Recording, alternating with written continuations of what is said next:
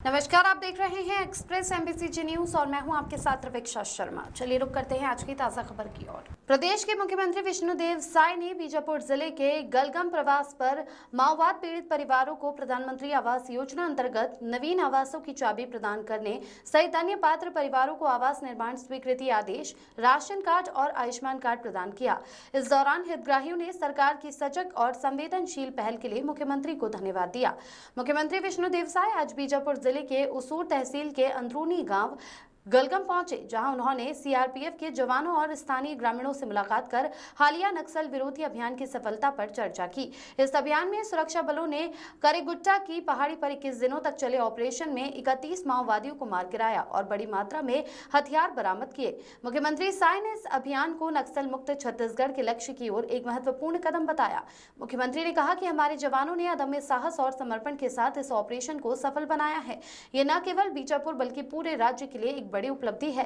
गलगम और करेगुट्टा का क्षेत्र लंबे समय से नक्सलियों का गढ़ माना जाता रहा है और इस अभियान ने इस इलाके को सुरक्षित बनाने की दिशा में नई उम्मीद जगाई है। सीआरपीएफ जवानों से मुलाकात के दौरान साय ने उनके साहस की सराहना की और कहा कि आपके शौर्य और निष्ठा से हम नक्सलवाद के खिलाफ इस लड़ाई को जीत रहे हैं।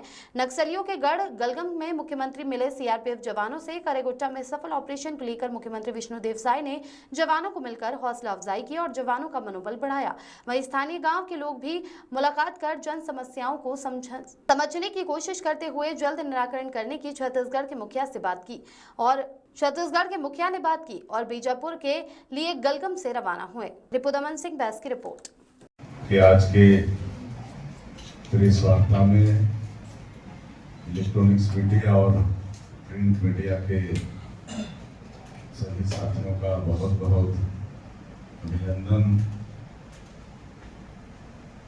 और साथ ही आज की प्रेस वार्ता में हमारे जिले के प्रभारी मंत्री, प्रदेश के वरिष्ठ मंत्री श्री केदार कश्यप जी, हमारे प्रदेश के सीएस श्री अमिताभ जैन जी, डीजीपी श्री अरुणदेव गौतम जी, प्रमुख सचिव श्री सुबोध कुमार सिंह जी, हमारे विधायक चैतराम अटामी जी और सभी अधिकारियों का भी स्वागत है।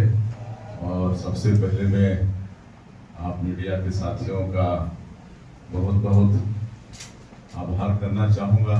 आप लोगों ने जो भी हमारे प्रदेश में सुशासन तिहार चल रहा है, इसको जन जन तक पहुँचाने में बहुत योगदान दिया है, हुआ है और 31 मई तक ये चलने वाला है और ये 3 चरणों में चलने वाला है।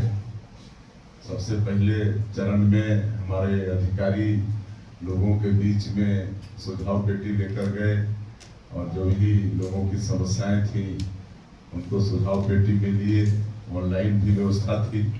बहुत लोगों ने ऑनलाइन भी अपनी समस्या को दर्ज कराई।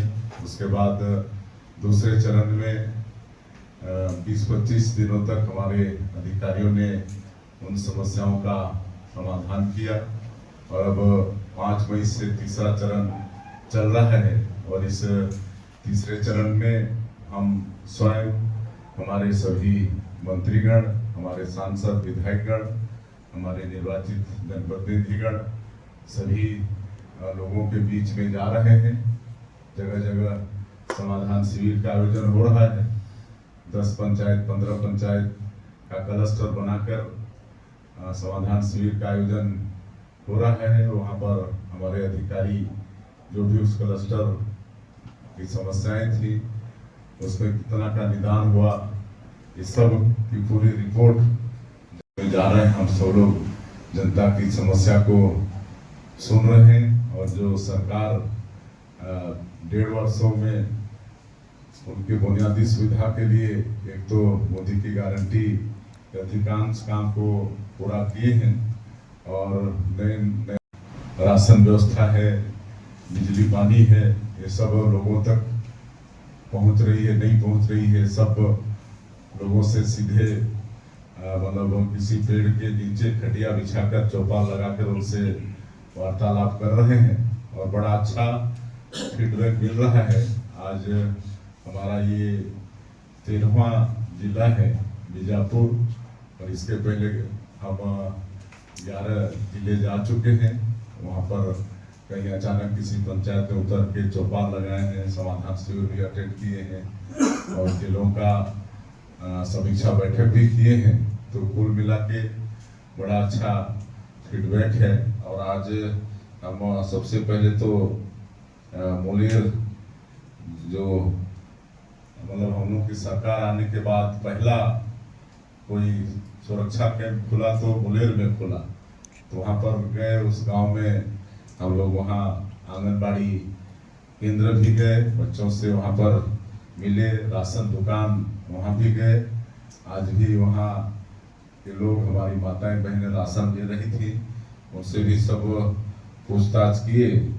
तो बड़ा अच्छा वहाँ पर सब कुछ उनका अनुभव हम लोगों को मिला है।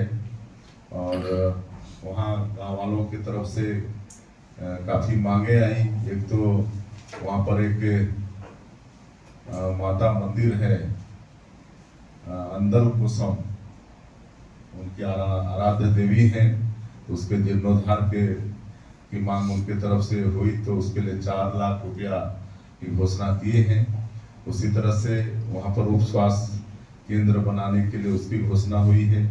और वहाँ पर पहले वो पंचायत नाहाड़ी के अंतर्गत आता था, मोलेर और नाहाड़ी पहाड़ की इधर उधर, और राशन लेने के लिए वहाँ के लोगों को 25 किलोमीटर पैदल जाना पड़ता था, मोलेर के लोगों को नाहाड़ी।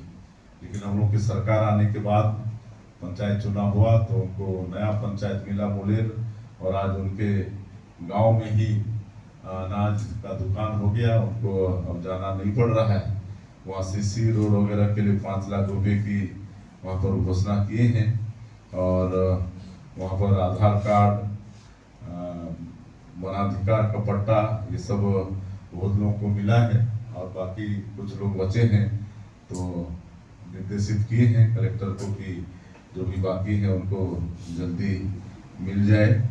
और उसके बाद हम लोग बीजापुर जिले का गलगम कैंप गए, तो वहाँ पर अभी जो एक सफल ऑपरेशन हुआ, आप सब लोगों को मालूम है, छत्तीसगढ़ और तेलंगाना के बॉर्डर में जो काला पहाड़ी के नाम से जो ऑपरेशन हुआ, जिसमें हमारे डीआरजी, कोबरा बटालियन, सीआरपीएफ और एसटीएफ के जवानों ने 21 दिन तक ऑपरेशन किया, 44 डिग्री गर्मी में, और वहाँ न छाया न पानी, उसके बाद भी डटे रहे और बड़ी सफलता हासिल की। तो उनको हम धन्यवाद भी देने गए थे और उनके साथ वार्तालाप भी हुआ, उनके अनुभव भी हम लोग सुने। उन लोगों ने जो 21 दिन वहाँ पर ऑपरेशन किया तो उसका अनुभव कैसा रहा, सबने अपना अनुभव शेयर किया, वो भी सुने हम लोग। उनके साथ भोजन भी हम लोगों ने किया और आज भी उनका हौसला बिल्कुल बुलंद है। तो इस तरह से वो ऑपरेशन बहुत ही सफल रहा। और जिस तरह से हमारे माननीय प्रधानमंत्री जी और यूएचएम केंद्रीय गृह मंत्री का ये संकल्प है कि आने वाला साल 31 मार्च 2026 तक पूरे देश से नक्सलवाद को समाप्त करना है। और बड़ी मात्रा हमारे प्रदेश में ही है, लेकिन जिस तरह से डबल इंजन की सरकार का भी लाभ मिल रहा है और हमारे जवान मजबूती के साथ लड़ रहे हैं, पूरा भरोसा है कि ये नक्सलवाद समाप्त होगा और हमारे आदरणीय गृह मंत्री जी और माननीय प्रधानमंत्री जी का संकल्प पूरा होगा।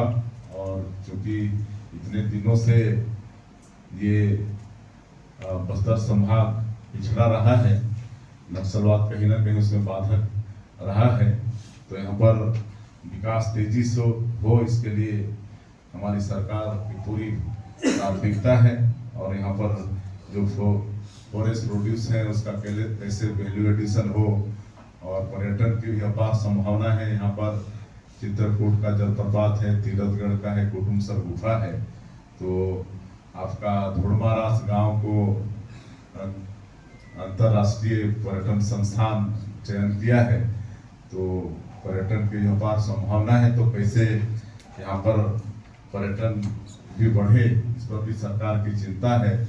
और यहाँ के लोगों को खेती में कैसे आगे बढ़ाएं, पशुपालन में कैसे आगे बढ़ाएं, ये सब की चिंता भी है।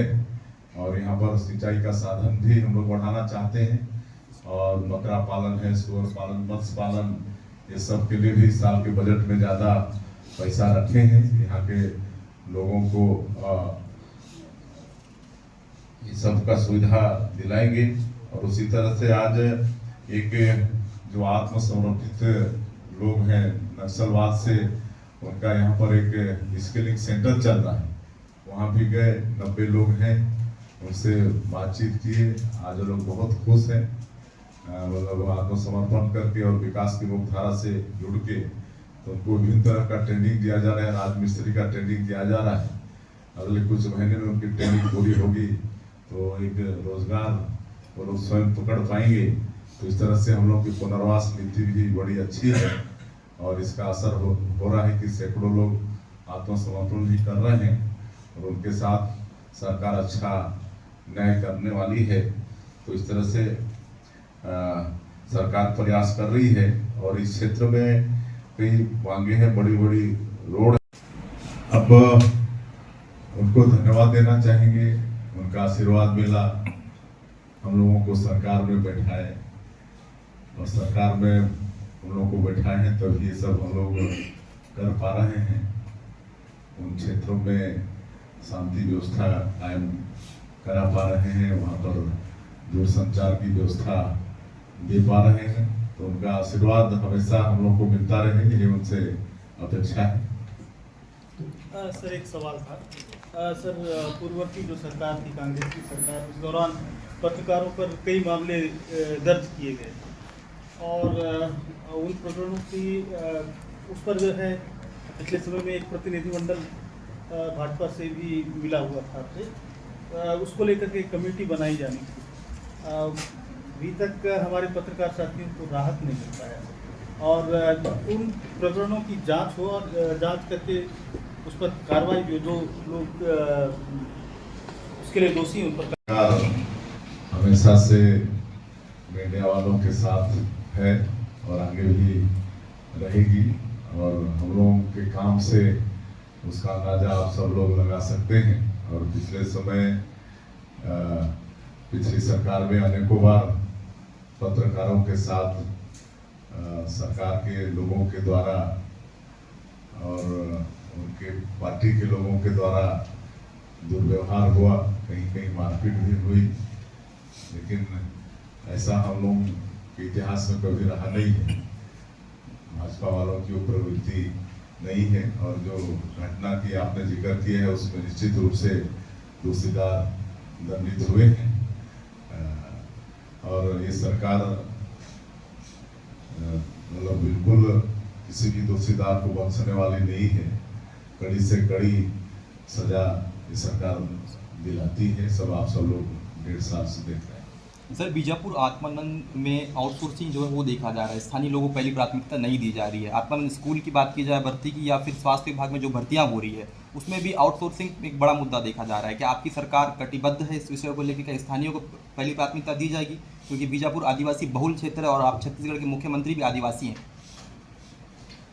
देखिए, आप लोग को मालूम होगा, जब 15 साल लोग सरकार में थे, डॉक्टर रमन सिंह मंत्री थे, तो उस समय जो हमारा बस्तर और सरगुजा संभाग है, जो जनजातीय बाहुल है, वहाँ के लिए विशेष भर्ती अभियान उस समय था कि तृतीय और चतुर्थ वर्ग में वहीं के संभाग के लोगों को ही प्राथमिकता मिले, और कुछ भर्तियां भी हुई। लेकिन बाद में इसको लोगों ने कोर्ट में चैलेंज किया और वहाँ से प्रतिबंध लगा, तो उसको हम लोग आज नहीं कर पा रहे हैं। लेकिन हम लोग हमेशा स्थानीय लोगों को प्राथमिकता देने पर विश्वास करते हैं। सर हम माने कि आत्मानंद में जो भर्तियां हो रही है स्थानीय स्तर पे पहली प्राथमिकता उनको दी जाएगी? हम दिखा लेते हैं, आपने संज्ञान में लाया है, इसकी वास्तविकता हम पता कर लेते हैं। सर एक और सवाल था। बस्तर के पत्रकार जो पत्रकारिता की पढ़ाई करके विषम परिस्थितियों में काम कर रहे हैं, क्या उनके लिए आपकी सरकार किस तरीके से सोच रखती है कि आने वाले समय में जनसंपर्क हो या फिर अन्य तरीके से वैकेंसी उनके लिए निकाले जाएंगे ताकि उनको एक राहत मिल पाए? अब देखिए 1.5 साल में बहुत कुछ मीडिया जगत के लिए किए हैं। एक तो जो एक निधि होता है क्या सम्मान निधि पत्रकारों का, उसको जस्ट डबल किए हैं।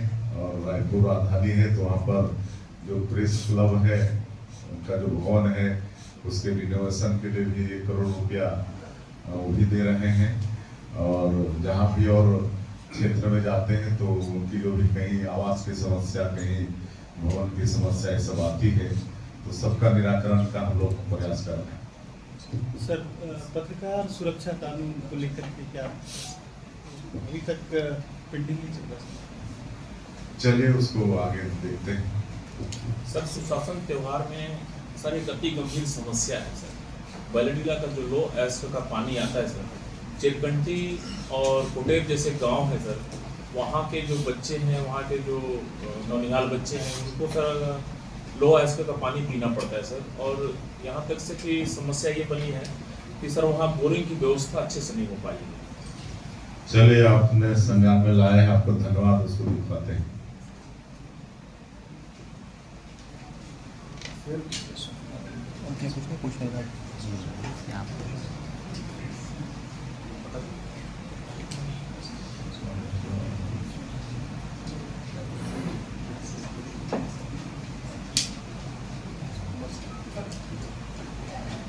तो नगरीय क्षेत्र में पट्टा की बात की तो हम लोग अभी जो नगरीय निकाय का चुनाव चला उसमें एक अटल विश्वास पत्र लाए। उसमें जो हम लोगों को करना है नगरीय क्षेत्र में क्या क्या करना है वो अटल विश्वास पत्र है।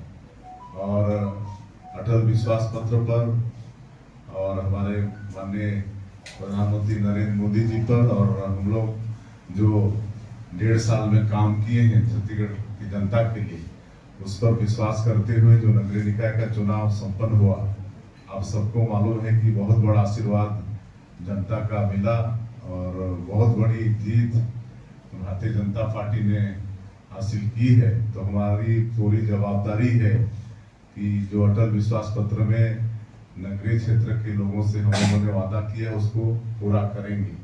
यानी कि भारतीय जनता पार्टी जो कहती है उसको करती है।